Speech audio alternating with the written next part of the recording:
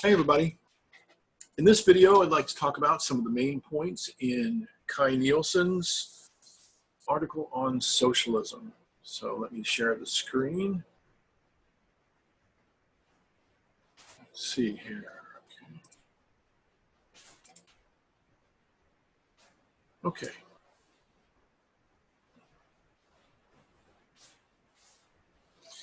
Okay, Nielsen is a Canadian philosopher. Actually, yeah, I believe he's still alive.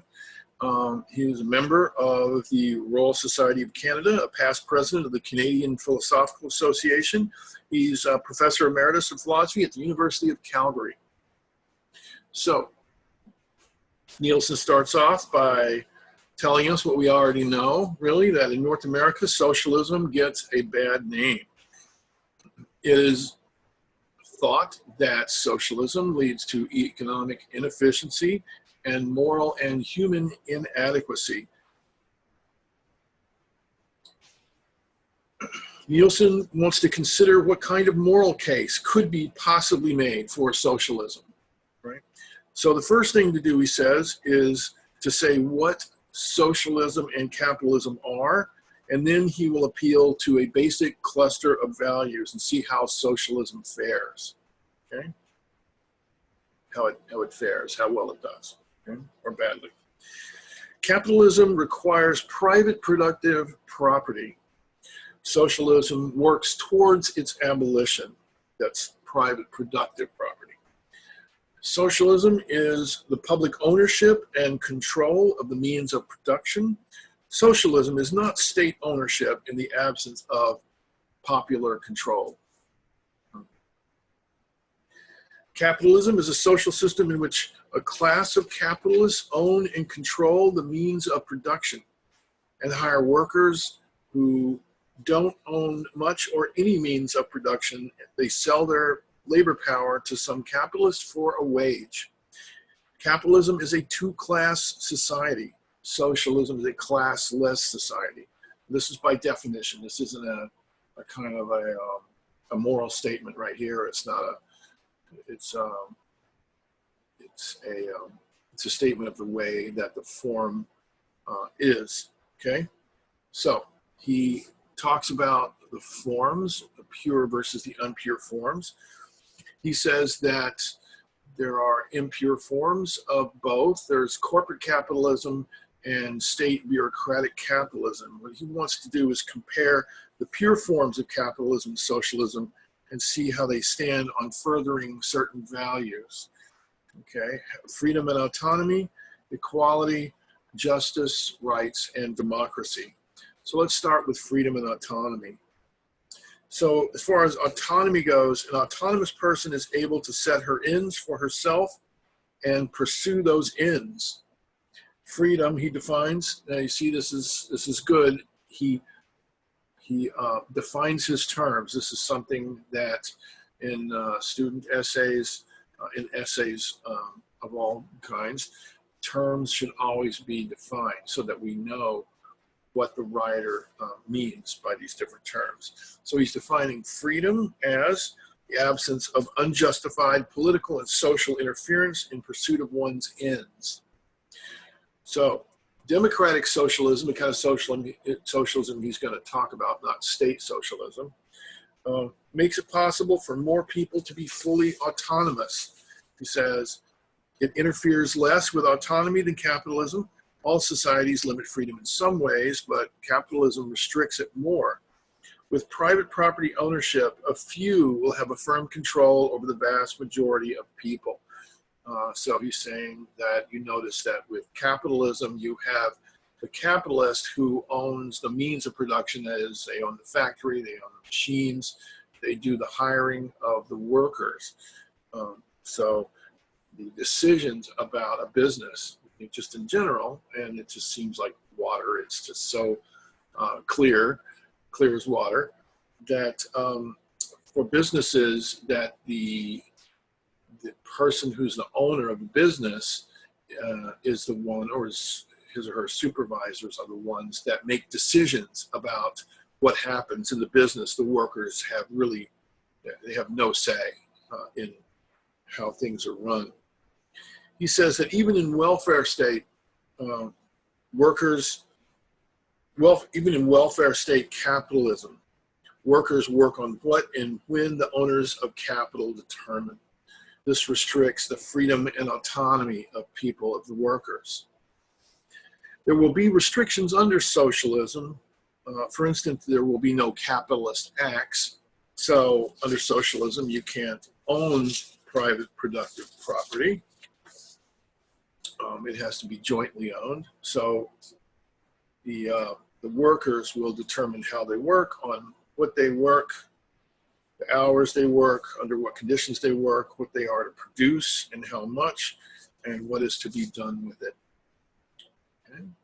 So in theory, individual workers could leave the working class in capitalism. In theory, they could leave. So individual workers could leave. So each of us could become a capitalist, and that's kind of the dream, right? Is that we, to a certain extent, just in general, that we can start out as a worker, we can save our money, we work hard, work our way up to the ranks, get some money or get somebody to loan us some money at a bank or whatever, and we buy our own business. And certainly this happens, and then we become capitalists ourselves. But interestingly, if everyone can't become a capitalist, right? Because then there would be no workers, right? Capitalism, it necessarily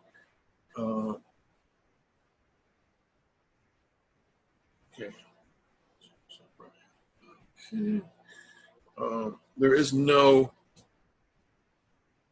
capitalism without a working class. We can't all be capitalists. So socialism protects more extensive freedom. So say what you will about socialism. His point is that in terms of freedom and autonomy, that socialism allows for more of both. Okay? And this is a more pure form of socialism that he's talking about. Although he thinks that this could exist, I think that he would say, as far as capitalism goes, he would probably agree with many capitalists that the United States is not a pure form of capitalism either. So this is not comparing, say, China or Russia with the United States, because both of those are state-run socialisms. He's talking about a different kind. He mentions Yugoslavia at one point.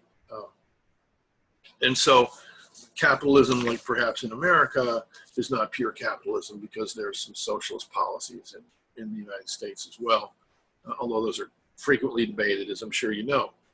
So in capitalism, you can have political democracy, but not workplace democracy, okay? There's nothing about capitalism that is necessary for sustaining political democracy. So for instance, Chile, South Africa, and Nazi Germany flourished without democracy.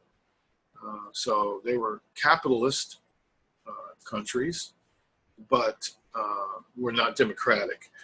And there's nothing in socialism that would prevent it from continuing democratic ideals. So again, a lot of times the popular idea of socialism, or the unpopular idea of socialism that's brought out in the United States, is the idea of a very state-run and controlled, more of a totalitarian government, not the kind of socialism that he's talking about here, where capitalism and socialism and democracy would work together, democratic socialism. So in other words, something more like Bernie Sanders, not some of the other horror stories. That's what I think he's saying here, okay? So under equality, as far as equality, how does socialism fare as far as equality goes? Moral equality is an accepted value for everybody. We all like that. We all think that's good. But it can't be a working norm in capitalism. Self-respect is deeply threatened where so many people lack control over their lives. Because remember, just by the nature of capitalism, it's going to be a lot of inequality. It's going to be the people and the businesses. They're going to try to pay workers as little as possible. That's the nature of capitalism. In order to compete, you have to pay workers as little as possible. and try to keep your costs down, but you want to keep profits high, especially if you have investors. It's even illegal. It's even a law that you have to, if you're like a corporation, that you have to make sure that investors have the highest profits possible. Self-respect is deeply threatened where so many people lack control over their lives, where there are structures of domination, alienated labor, and great power differentials and differences in wealth affecting life chances. There is no real equality of opportunity in capitalism, and equality of condition is even more remote. Differentials in wealth give rise to differentials in control and power of politics, media, and education. So what they're saying here is that capitalists, the people who own the most money, have control over politics, media, and education. So I think what Nielsen would say is that in politics, think about the Citizens United Supreme Court decision that anyone can pay as much money as they want to political campaigns. So now you can get candidates that are essentially owned by a very few millionaires, billionaires. Media, there tend to be corporations themselves, and so they have interests of very rich people in mind. And education, how we teach, and our education is going to be determined by what people want in positions of power in capitalism. What gets seriously debated, for instance, even debating about socialism is very unpopular, and it's, even to talk about it is often very criticized because it's not in the interests of capitalism to get anybody interested in having a different form of government that might lead to a more equitable wealth distribution. Okay. So democratic socialism is classless. There is political and workplace democracy. It reinforces moral equality. We've already gone through this. Equality of condition, reinforces equality of opportunity. There is a worry about bureaucratic control under socialism, but there is a worry also for bureaucracy in capitalism. And it isn't clear that state bureaucracies are even worse than corporate bureaucracies. Can you think about how long it takes to get things done through corporation bureaucracies, how long it takes to get things done through bureaucracies in the state bureaucracy. Let's see. So here. The state may be the lesser of two evils, actually, but there is no structural reason to believe socialism must lead to bureaucratic state socialism. In fact, there are more mechanisms for democratic control of bureaucracy, democratic socialism, than in capitalist democracies. Capitalism is a great engine. So he's admitting it's a great engine. He's not putting down capitalism completely. Capitalism has afforded us great wealth, at least people that live in capitalist countries oftentimes. It's a great engine for building up productive forces, but now we have those we can direct. Now we can direct those productive forces to more humane and equitable uses under a system whose rationale for production is to meet human needs. That would be socialism. Sorry if I kind of went fast there. So what about justice? This is the final value that we're going to see how socialism does. So justice is just a fancy name for fairness. And in talking about autonomy, democracy, and equality, we've already been talking about justice, says Neelsen. The logic of capitalism frustrates the realization of all these values. There's less autonomy, right? Remember, workers, if you're a worker, you have very little say over where you work, how you work, what you work on.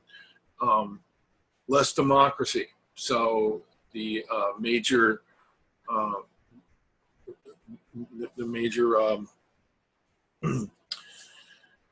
the major path of the country, the major debates that are held, the kind of news that's presented.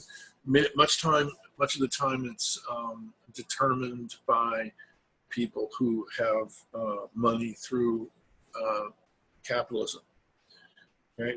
Not workers, not your basic folks who work, and less equality, right? So there's glaring inequality, and that, by the way, just as a fact, it keeps getting worse and worse over the last few years. You can look up the statistics, but the inequality is pretty striking. So I think the idea here is to, certainly I'm not advocating for one of these, for libertarianism or for socialism or for any other ism. But I think that as a philosopher, I would want for folks to be presented with the ideas, with arguments that some have made for, in favor and against different political theories, so that there can be debate, so that there can be discussions about these very important foundations for human living. Thank you very much for listening, and have a great week.